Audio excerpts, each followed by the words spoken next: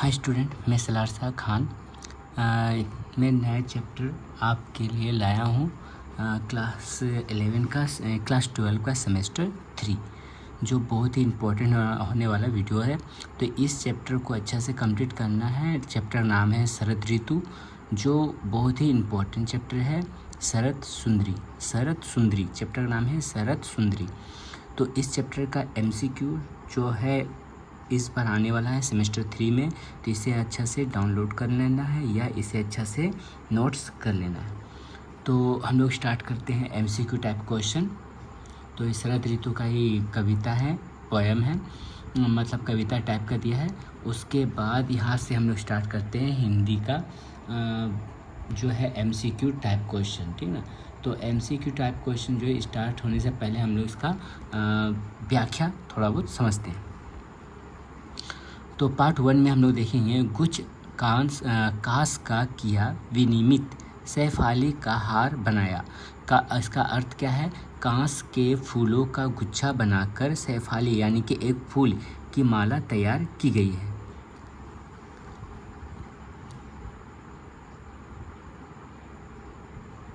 ठीक। Next 2 number जो है, नए धान की मंजरियों से है पूजा का थाल सजाया। तो इसका अर्थ क्या है कि नए धान की बालियों से पूजा की थाली को सजाया गया है। 3 नंबर है, शरद सुंदरी तेरे स्वागत के मिस की मैंने तैयारी। तो इसका मतलब यहाँ पे दिया है अर्थ कि हे शरद ऋतु, तुम्हारे स्वागत के लिए मैंने विशेष तैयारी की है। तो इंग्लिश वर्जन को नहीं पढ़ना है। उसके 4 नंबर है यहाँ पर, रथ पर बैठे शुभ मेघों के तू आ, मैं तुझ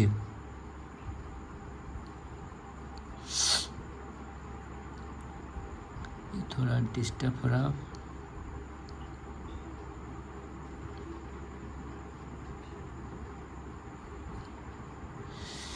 तो बैठकर बादलों के साथ आ, मैं तुझ पर बलि जाऊं। इसका मतलब है 5 नंबर है, शिशिर ओस से भीग गए जो उन कमलों का मुकुट पहनकर। तो इसका अर्थ है शिशिर मतलब सर्दी की ओस से भीगे हुए कमलों का मुकुट पहनकर तू आ, ठीक ना। नेक्स्ट 6 नंबर है, लाइन निर्मल नील पंख से आ तू वन प्रतांत में नौ यौवन भर।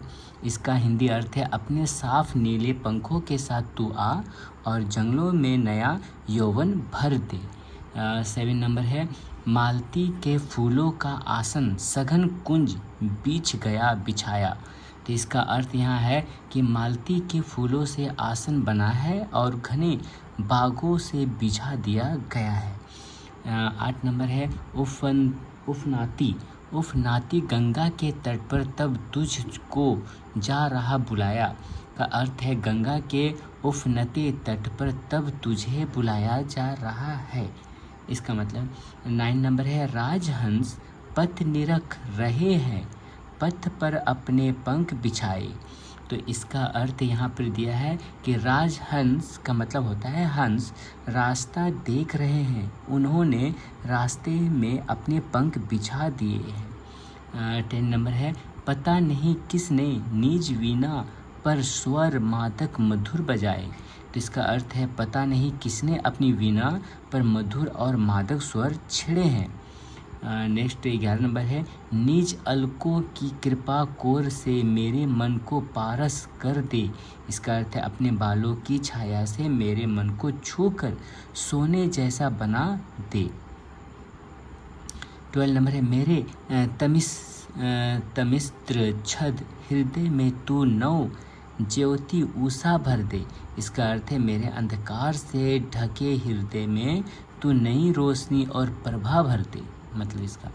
और अब यहाँ से हम लोग स्टार्ट करते हैं MCQ and answer in Hindi and English. तो इंग्लिश को नहीं करना है, इसका हिंदी हम लोग यहाँ से पढ़ते हैं। MCQ टाइप क्वेश्चन यहाँ से है, ठीक। तो हिंदी कविता में सैफाली का हार किससे बनाया गया है? तो आंसर यहाँ पे दिया है, ये ऑप्शन है, ऑप्शन में से A नंबर ऑप्शन पर हम लोग टिक कर देंगे, यानी कि कांस के गुच्छे से, ये होगा इसका आंसर। और नेक्स्ट 2 नंबर क्वेश्चन है, पूजा की थाली किससे सजाई गई है? तो पूजा की थाली किससे सजाई गई है? ए नंबर यानी कि नए धान की मंजरियों से। ठीक। 3 नंबर क्वेश्चन है, शरद सुंदरी को कवि क्या कहकर आमंत्रित करता है? तो कहकर आमंत्रित करता है रथ पर बैठ शुभ, ये कहकर उसे आमंत्रित करता है। नेक्स्ट क्वेश्चन है 4 नंबर, कवि मेघा के साथ किसे आने को कहता है? तो किसे आने को कहता है? यहाँ पर आंसर दिया है ए नंबर ऑप्शन यानी कि ये वाला बादलों के साथ। ठीक। उसके बाद है नेक्स्ट क्वेश्चन है 5 नंबर, शिशिर ओस से भींग कर कौन सा पुष्प कवि ने उल्लेख किया है? तो आंसर होगा कमल को। ठीक ना, कमल को कमल है, सैफाली है, मालती है, गुलाब है, तो कमल ऑप्शन जो है टिक सही होगा। ठीक ना, तो ये हो गया इसका। नेक्स्ट क्वेश्चन है 6 नंबर, कविता में निर्मल नीलपंख से क्या तात्पर्य है? तो आंसर होगा इसका ए नंबर ऑप्शन यानी कि आकाश का सौंदर्य, आकाश का सौंदर्य। तो नेक्स्ट क्वेश्चन है यहाँ पर, हिंदी ने जंगलों से क्या भरने की कामना की है? तो आंसर होगा ए नंबर ऑप्शन यानी कि नव यौवन। ठीक। अगला क्वेश्चन है 8 नंबर, मालती के फूलों का आसन कहाँ बिछाया गया है? तो आंसर होगा सघन कुंज में। ठीक। नेक्स्ट क्वेश्चन है यहाँ पर 9 नंबर, हिंदी कवि ने किस नदी का उल्लेख किया है? तो आंसर होगा गंगा नदी का उल्लेख किया गया है इसमें। ठीक। अगला क्वेश्चन है, उफनाती गंगा के तट वाक्यांश से क्या चित्रित होता है? तो आंसर होगा सी नंबर यानी कि सुंदर दृश्य का। ठीक। नेक्स्ट 11 नंबर क्वेश्चन है, यहाँ कविता में राजहंस किसके प्रतीक है? तो किसके प्रतीक है? सी नंबर ऑप्शन यानी कि स्वागत का। ठीक, स्वागत का। नेक्स्ट क्वेश्चन यहाँ 12 नंबर कि यहाँ पर पंख बिछाए से क्या अभिव्यक्त है? तो आंसर होगा यहाँ में सम्मानीय सत्कार का। ठीक।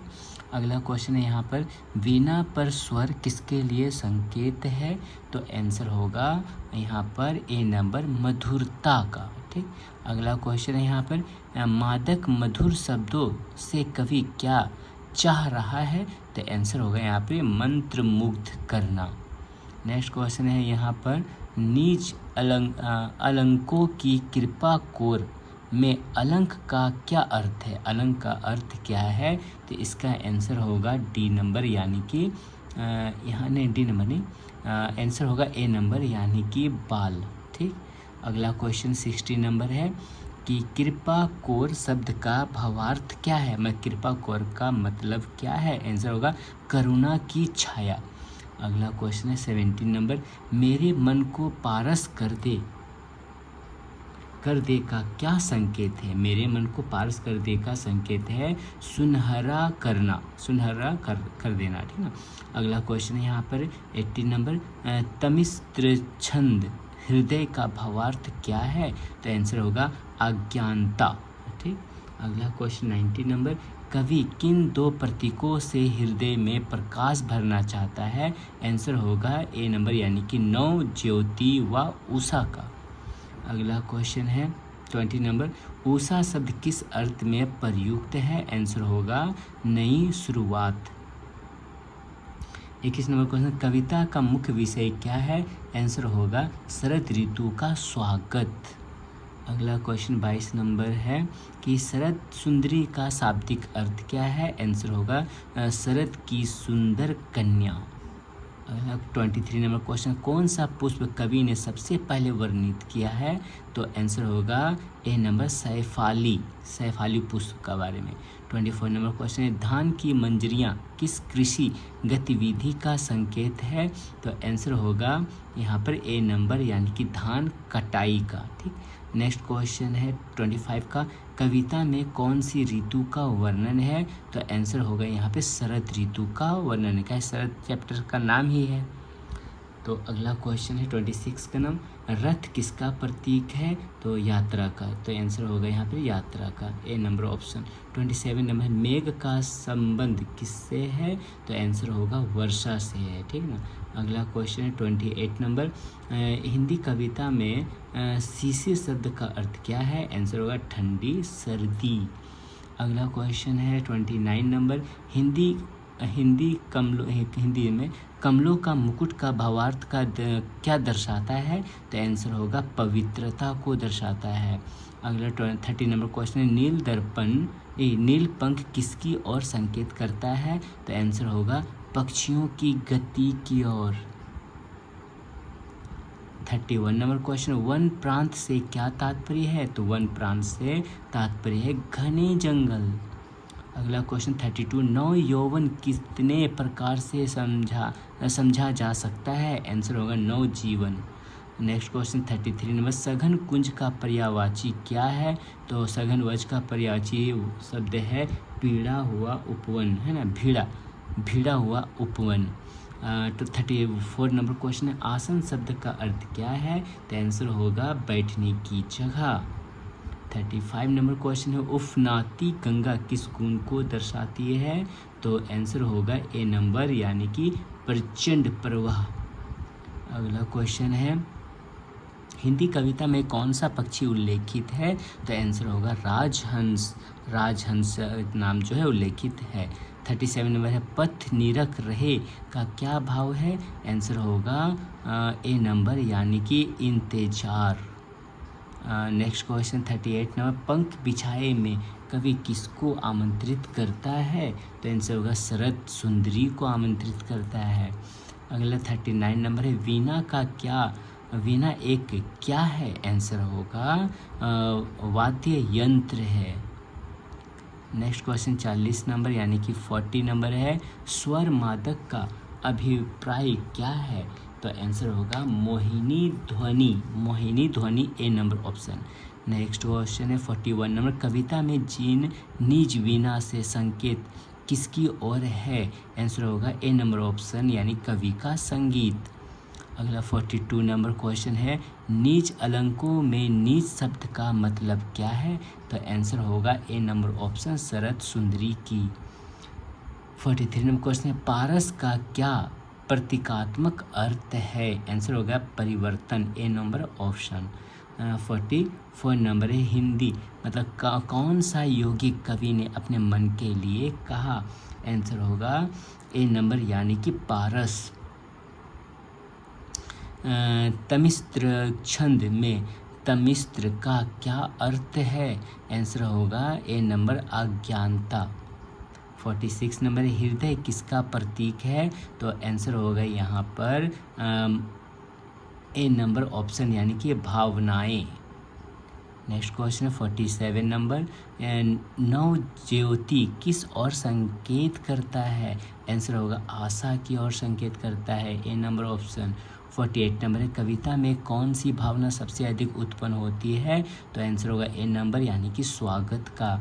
नेक्स्ट क्वेश्चन 49 नंबर, इस कविता की भाषा किसका मिश्रण है? आंसर होगा ए नंबर ऑप्शन, प्राकृतिक छवियां व उपमा का। अगला क्वेश्चन है 50 नंबर, शरद सुंदरी कविता का सर्वोत्तम सार क्या है? आंसर होगा शरद ऋतु का सुंदर स्वागत।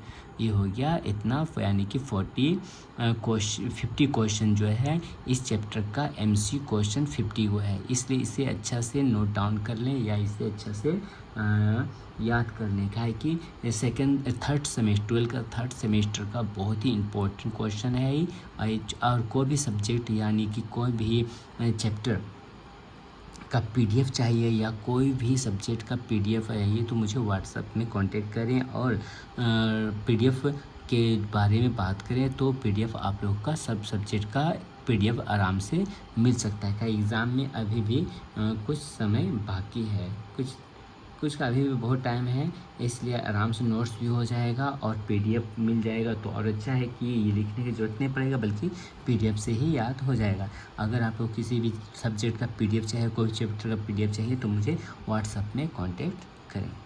आज के लिए यहीं तक, नेक्स्ट वीडियो में हम लोग अगला पढ़ते हैं। Okay, bye.